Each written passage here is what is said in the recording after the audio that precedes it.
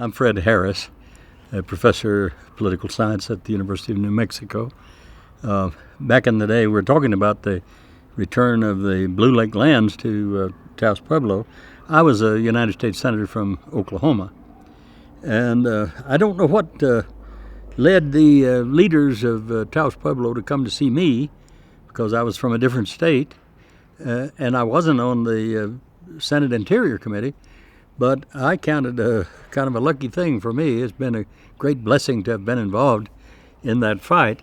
They came to see me, the great old governor of Taos Pueblo, Quirino Romero, and the cacique, Juan de Jesus Romero, a senior councilman named James Mirabal, and John Rayner from Taos, who was the head of the National Congress for American Indians, and Paul Bernal from Taos Pueblo.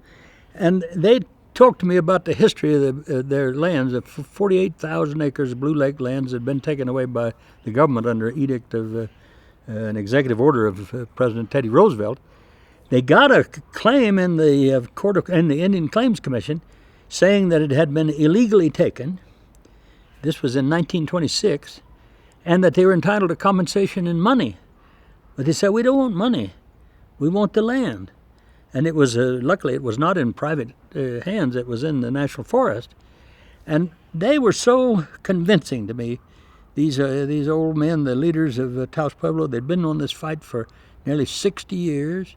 And they were so sincere, and there's no question that they felt very deeply about this as a religious and spiritual matter for them to get back that sacred Blue Lake lands and the preservation of their culture.